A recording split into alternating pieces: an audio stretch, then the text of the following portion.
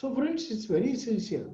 Innovative mindset पाहिजे, positive attitude पाहिजे, एक मॅनेजरियल स्किल्स तुमच्यामध्ये आले पाहिजे, ते डेव्हलप करता येतात. यासाठी काही MBA करायला पाहिजे असं काही गरज नाही. शिवाजी महाराजांनी कुठे MBA केलं होतं का? हार्वर्ड युनिव्हर्सिटीमध्ये का स्टॅनफोर्डमध्ये केलं होतं? पण आज शिवाजी महाराजांवर रिसर्च करणारे त्या युनिव्हर्सिटी आहे.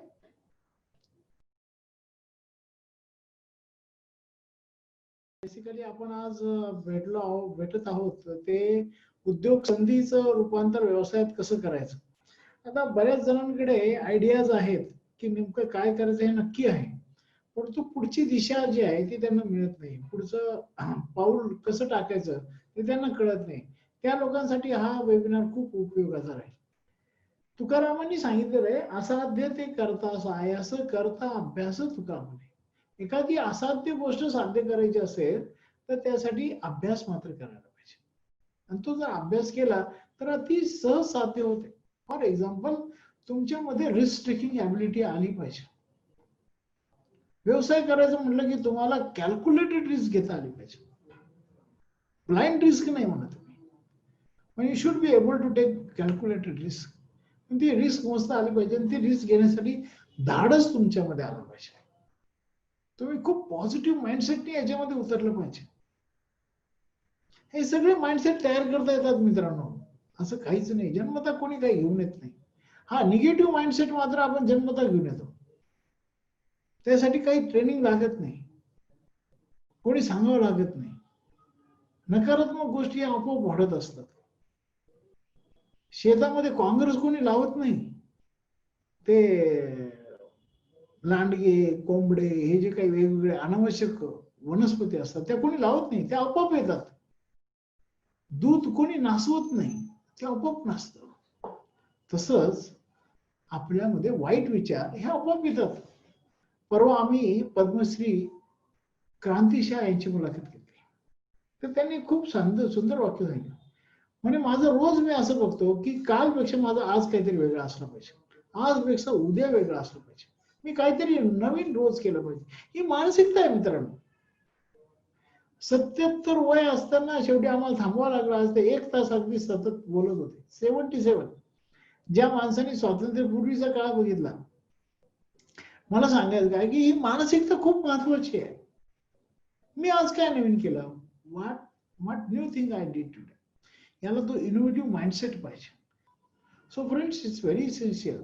इनोव्हेटिव्ह माइंडसेट पाहिजे, पॉझिटिव्ह ॲटिट्यूड पाहिजे, एक मॅनेजरियल स्किल्स तुमच्यामध्ये आले पाहिजे, ते डेव्हलप करता येतात. यासाठी काही MBA करायला पाहिजे असं काही गरज नाही. शिवाजी महाराजांनी कुठे MBA केलं होतं का? हार्वर्ड युनिव्हर्सिटीमध्ये का स्टॅनफोर्डमध्ये केलं होतं? पण आज शिवाजी महाराजांवर रिसर्च करणारे त्या युनिव्हर्सिटी आहे. हे 2 मला काही लोक भेटले, ते परदेशात, they are doing research on Shivaji Maharaj, Stanford युनिव्हर्सिटीमध्ये. महाराजांचं मॅनेजरियल स्किल, एंटरप्रेन्युअर स्किल याच्यावर ते रिसर्च करतायत. It's a art of getting things done. तर ते कौशल्य आहे, ते आपण विकसित करू शकतो. अशा अनेक गोष्टींची आम्ही त्याच्यामध्ये चर्चा करणार आहोत. आणि मूळतः म्हणजे फक्त क्वालिटीची चर्चा नाही, तर ते क्वालिटी आपल्यामध्ये कशा डेव्हलप होऊ शकते त्याबद्दल आम्ही सांगणार आहोत. You should know your destination. Stephen Covey नावाचा एक खूप फेमस इंग्लिश ऑथर आहे, त्याचं एक पुस्तक आहे, 7 secrets of highly successful people. त्याच्यात त्यांनी लिहिलं आहे, पहिलं सिक्रेट त्यांनी सांगितलं आहे, start with end in mind. ज्या गोष्टीची सुरुवात करणार आहात त्याचा अंत काय होईल हे तुम्हाला माहिती असलं पाहिजे, ते तुम्हाला समोर दिसलं पाहिजे. म्हणजे योगिता जगदाने म्हणून मोटिवेशनल ट्रेनर आहे, त्या तुम्हाला सगळं सांगतील. त्या सुद्धा उद्योजिका आहे, त्या तुम्हाला सांगतील how you can define your goals. Okay, मग आम्ही सेकंड वीक मध्ये आपण काय करणार आहे की ज्या एक महत्वाच्या गोष्टी तुम्हाला माहिती असल्या पाहिजे. आता उद्योग सुरू करायचं म्हणजे तुम्हाला अनेक गोष्टींची माहिती पाहिजे. त्याच्यामध्ये एक तर आपली फर्म कोणती करायची ते माहिती पाहिजे, प्रोप्रायटरी करावी, पार्टनरशिप करावी, LLP करावी, प्रायव्हेट लिमिटेड करावी, का पब्लिक लिमिटेड करावी, का कोऑपरेटिव्ह करावी, का फार्मर प्रोड्युसर कंपनी करावी, त्यासाठी काय करावं लागतं, त्यासाठी आमचे चार्टर्ड अकाउंटंट संजय गोयल तुम्हाला माहिती देणार. आपले अकाउंट्स कसे ठेवावे लागतात, टॅक्सेशन कसं आहे, आपल्याला ते माहिती पाहिजे ना, की आपल्याला इन्कम टॅक्स कसा आहे, 5 लाखापर्यंत नाहीये, जीएसटी किती आहे, 40 लाखापर्यंत नाहीये. ही माहिती इग्नोरन्स याचं असून नाही चालणार. याशिवाय तुम्हाला काय माहिती पाहिजे, सगळ्या सपोर्ट सिस्टीमची माहिती पाहिजे. शासनाने खूप साऱ्या काही सपोर्ट सिस्टीम उभ्या केल्या आपल्यासाठी. तुम्हाला कर्ज घ्यायचं एक 10 प्रकारच्या, आता जे नवीन आत्मनिर्भर भारताच्या अंतर्गत सुद्धा काही स्कीम नवीन आल्या आहे आणि काही गव्हर्नमेंटच्या ऑलरेडी काही स्कीम्स आहे. एक 10 स्कीम अशा आहे की ज्याच्यामध्ये तुम्हाला विना तारण, without any additional collateral security तुम्हाला अगदी 10 कोटीपर्यंत कर्ज मिळू शकतं. 10,000पासून मुद्रा योजना आहे, 10 ते 50,000 कर्ज मिळतं. पहिल्या योजनेत, शिष्य योजनेत, नंतर मग 50,000 ते 5 लाख मिळतं, 5 लाख ते 10 लाख मिळतं. पीएमईजीपी 25 लाखापर्यंत मिळतं, सीएमईजीपी 50 लाखापर्यंत मिळतं, स्टँडअप इंडिया 1 कोटीपर्यंत मिळतं, स्टार्टअप मध्ये 10 कोटीपर्यंत मिळतं. त्याच्यात अनेक आहे. मग तुमची सीजीटी एमएससी नावाची स्कीम आहे, त्याच्यामुळे तुम्हाला 2 कोटीपर्यंत कर्ज मिळतं. अनेक कर्ज योजना आहे. हे सगळे कर्ज योजना इन डिटेल तुम्हाला सांगितले जाते. आणि तुम्हाला परदेशात किंवा देशांतर्गत एखाद्या प्रदर्शनामध्ये भाग घ्यायचा असेल तर स्टॉल रेंट 75% स्टॉल रेंट तुम्हाला देतात, सबसिडी देतात. परदेशामध्ये जाण्याचं तिकीट तुमचं 2 जणांचं फ्री देतात. तिथल्या एक्झिबिशन मध्ये पार्टिसिपेट करण्यासाठी 50% सबसिडी देतात तुम्हाला. मार्केटिंगसाठी असिस्टन्स आहे, टेक्नॉलॉजीसाठी असिस्टन्स आहे. आपल्या भारतामध्ये 150 रिसर्च अँड डेव्हलपमेंट लॅबोरेटरीज आहेत, ज्यांच्यामध्ये वेगवेगळ्या क्षेत्रातल्या टेक्नॉलॉजीज डेव्हलप टेक्नॉलॉजी तुमच्यापर्यंत मिळू शकते. सीएफटीआरआय जशी संस्था आहे, Central Food Technological Research Institute, ही फूड प्रोसेसिंग मधल्या टेक्नॉलॉजी देते. पॅकेजिंग मध्ये तुम्हाला पाहिजे असेल तर आयएपी नावाची इंडियन इन्स्टिट्यूट ऑफ पॅकेजिंग आहे. तुम्ही म्हटलं मला केमिकल्स मध्ये पाहिजे तर नॅशनल केमिकल लॅबोरेटरी आहे. तुम्ही म्हटलं मला प्लास्टिक मध्ये पाहिजे तर सिपेट नावाची संस्था आहे. अशा 150 रिसर्च अँड डेव्हलपमेंट ऑर्गनायझेशन्स आहे, ज्याची माहिती आपण इथे घेऊ. एक्सपोर्ट साठी तुम्हाला स्पेशल इन्सेंटिव्ह, साधारण 15 प्रकारचे इन्सेंटिव्ह आहेत. तुम्हाला उद्योग टाकण्यासाठी एक पॅकेज किंवा इन्सेंटिव्ह आहे गव्हर्नमेंट ऑफ महाराष्ट्राची. त्याच्यामध्ये तुम्हाला 60-70% सबसिडीज आहे. याशिवाय मग make in India, clean India, green India अशा अनेक स्कीम्स आहेत, ज्याच्यामध्ये 30% पर्यंत तुम्हाला सबसिडीज आहे. तुम्ही परवाच एक बातमी पाहिली असेल, अमोल यादव नावाचे आपले मराठी उद्योजक आहेत की ज्यांनी 18 आसनी 19 आसनी विमान तयार केले आणि त्याची यशस्वी चाचणी त्यांनी घेतली. बरेच वर्षापासून ते करत होते या प्रक्रियेत, पण पहिलं भारतीय बनावटीचं विमान त्यांनी तयार केलं. यासाठी शासनाने त्यांना 167 एकर जमीन मोफत दिली आणि त्यांनी तयार केलेले विमान जे आहेत ते सरकारने घेण्याचं मान्य केलंय आणि 35,000 कोटी रुपयाचं त्यांच्याशी कॉन्ट्रॅक्ट बी केलं. तर हे मेक इन इंडियाच्या अंतर्गत हे सगळे काही असिस्टन्स आहे. तुम्ही आता मध्यंतरी अजून घोषणा ऐकली असेल, राजनाथ सिंग आपले जे संरक्षण मंत्री त्यांनी केली की डिफेन्सला लागणाऱ्या बऱ्याचशा गोष्टी आता बाहेरून आयात न करता देशांतर्गतच तयार होईल, अशा अनेक काही गोष्टी आहेत. नाशिकला HL जे आहे ओझरला, तर तिथे एक मोठं प्रदर्शन लावलं होतं एकदा त्यांनी की कोणकोणत्या गोष्टी तुम्ही बाहेरून ज्या येत आहेत त्याला तुम्ही काम करू शकता. हाऊ बँक असेस, बँक एखाद्या प्रोजेक्टचं असेसमेंट कसं करते, डॉक्युमेंटेशन काय काय पाहते ते आपण पाहणार. आणि थर्ड वीक आहे तो तुमचा ऍक्शन प्लॅन प्रिपरेशन आहे. सगळ्या गोष्टी कागदावर कशा आणायच्या आणि कागदावरून प्रत्यक्षात कशा आणायच्या, त्यासाठी डॉक्युमेंटेशन काय काय करायचं, त्यासाठी काय काय प्रिपरेशन करायला पाहिजे, लायसन्सेस काय काय लागतील, ते सगळ्या गोष्टींची पूर्ण तयारी आपण करून घेणार आहोत. तुमचा एक ऍक्शन प्लॅन तयार करून घेणार आहोत. ओके, तुमचं मग याच्यामध्ये अजून एक आता जे काळात जे महत्वाचे 2 मुद्दे आहेत, त्याच्यात एक मुद्दा म्हणजे फायनान्स मॅनेजमेंट आणि दुसरा मुद्दा म्हणजे मार्केटिंग.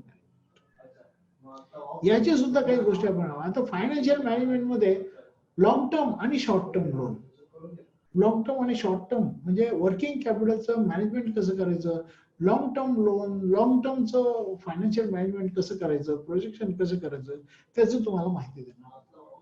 तर मार्केटिंग कसं करावं ते आपण पाहणार आहोत. पण त्याच्याबरोबर आज कसं माहिती का, आपलं डिजिटल प्रेझेन्स राहणं खूप महत्वाचं आहे. आज असं पहा, आता तुम्ही आहात, तुम्ही तुमच्या घरी बसलेला आहात, तुम्ही माझ्या ऑफिसमध्ये बसलेला आहे, पण मी तुमच्याशी संवाद साधतोय बिकॉज ऑफ दिस टेक्नॉलॉजी. तर आमचं एक डिजिटल प्रेझेन्स आम्ही खूप चांगलं तयार केलं आहे. आमची वेबसाईट आहे, आमचं सगळं फेसबुक काय, इंस्टाग्राम काय किंवा व्हॉट्सअप काय, वेगवेगळे ज्या माध्यम आहेत त्या सगळ्या ठिकाणी आमचा प्रेझेन्स आहे. तर तुम्हाला एक व्हर्च्युअल प्रेझेन्स करावं लागणार आहे खूप चांगला. तुम्ही कोणतंही प्रॉडक्ट करावं, कोणतंही प्रॉडक्ट असू द्या, कोणतीही सर्व्हिस असू द्या, you have to go through digital marketing. You have to create your e commerce, एक तुमचं ऑनलाईन शॉप तुम्हाला ओपन करावं लागेल. त्या सगळ्या गोष्टी मी आपण इथे पाहणार आहोत. How you can create your online presence, virtual presence कसं करू शकता ते आपण इथे माहिती घेणार आहोत. सो फ्रेंड्स, असा पूर्ण पर्सनलाइज असलेला हा कोर्स आहे 3 आठवड्याचा, की ज्याच्यामध्ये तुम्हाला पूर्ण गायडन्स राहील. आपली आयडिया, आपलं स्वप्न कसं साकार करायचं त्याचा एक पाथवे तुमचं तयार होऊन जाईल. एकदा रस्ता माहिती असला ना मग आपण चालू शकतो, पण रस्ताच माहित नाही तर मग काय, मग अंधारच राहील. So friends, we must know the roadway pathway to reach our destination. त्या हिशोबाने या सगळ्या कार्यक्रमाची रचना केली आहे, अगदी मानसिक तयारीपासून डॉक्युमेंटेशन पर्यंत. पहिला प्रश्न असा आहे की आपण आपली मानसिकता बदलावी आणि आपण नोकरीकडून नोकरी वगळता धंद्याकडे जायचं, पण आई वडिलांची मानसिकता कशी बदलायची? हा खूपच कॉमन प्रश्न आहे आणि पण खूप महत्वाचा प्रश्न आहे. कारण काय की सगळी आपली मानसिकता असते, पण घरच्यांची नसेल तर खूप गाडी थांबून जाते आपली. एकदम बरोबर आहे तुमचं. आणि मी तर 35 वर्षापासून हे अनुभव आलोय. माझ्याकडे येणारे प्रत्येक जणांची ही ओरड असते, जवळपास 80-90% तरी लोकांची आई ओरड असते की घरातून सपोर्ट नाही. वडील म्हणतात तू इंजिनिअरिंगची डिग्री घेतली, आता तू जॉबच केला पाहिजे. पण आता माझं मत आहे, थोडस आता तुम्हाला पुढाकार घ्यावा लागेल, त्यांना सांगावं लागेल वस्तुस्थिती काय आहे. आता तर त्यांना लगेच कळू शकेल, कारण की आता कोरोनामुळे अनेकांचे जॉब गेले, चांगला जॉब मिळणार नाही. त्यांची डेव्हलपमेंट, आपली डेव्हलपमेंट ही व्यवसायात कशी आहे हे तुम्ही त्यांना सांगावं लागेल. मी तर अनेक आमच्या जेव्हा ऑफलाईन प्रोग्राम चालायचे ते परत चालू होतील तेव्हा आम्ही पेरेंट्स मीट हे आमच्या कार्यक्रमातला एक महत्वाचा भाग आहे. पण आपण या कार्यक्रमात एखादं तुम्ही सूचना दिली तर पेरेंट्स बरोबर 1 to 1 सुद्धा कम्युनिकेशन करायचा आपण प्रयत्न करू. पण मेन म्हणजे काय की त्यांचे जे तुम्हाला ते नाही म्हणताय त्याला कारण काय की त्यांना असं वाटतं आपल्या मुलाला कष्ट नको व्हायला पाहिजे. कारण की उद्योग करणं एक कष्टाचं काम आहे, नोकरी म्हणजे काय आहे, आरामाचं काम आहे. तिथे महिन्या काही जरी झालं, कोरोना झालं, काय झालं तरी आपल्याला महिन्याचा पगार येऊन जातो. त्यामुळे लोक एक सेफ ऑप्शन कडे जात असतात. आणि आपल्या मुलालाही एक कष्ट होऊ नये ही प्रत्येक पालकाची इच्छा असते. त्यामुळे त्यांचा जो विरोध आहे हा नीट समजून घ्या आणि त्यांना नीट समजून द्या. कसं असतं की त्यांना या सगळ्या नवीन गोष्टींची कल्पना कदाचित नसेल, त्यांना नीट समजून द्या की काय आहे, आणि पाहिजे तर त्या प्रसंगी मी सुद्धा इंटरव्हेन्शन कर.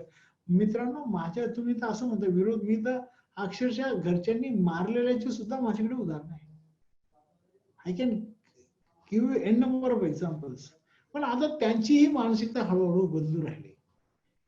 पोस्ट कोविड आणि म्हणजे ज्याला म्हणतात ना बिफोर कोविड आणि आफ्टर कोविड, म्हणजे अगदी ते बिफोर क्राईस्ट आणि आफ्टर क्राईस्ट सारखंच आहे. बिफोर कोविड काहीतरी वेगळी गोष्ट होती, आफ्टर कोविड म्हणजे कोरोना नंतरचा भारत जो आहे, कोरोना नंतरचं जग आहे, हे सगळं बदललेलं असणार आहे. सिव्हिल इंजिनिअरिंग, गव्हर्नमेंट कॉन्ट्रॅक्ट्स मधले अपॉर्च्युनिटीज आणि डीटीपी बिझनेस मधल्या अपॉर्च्युनिटीज बद्दल सांगा.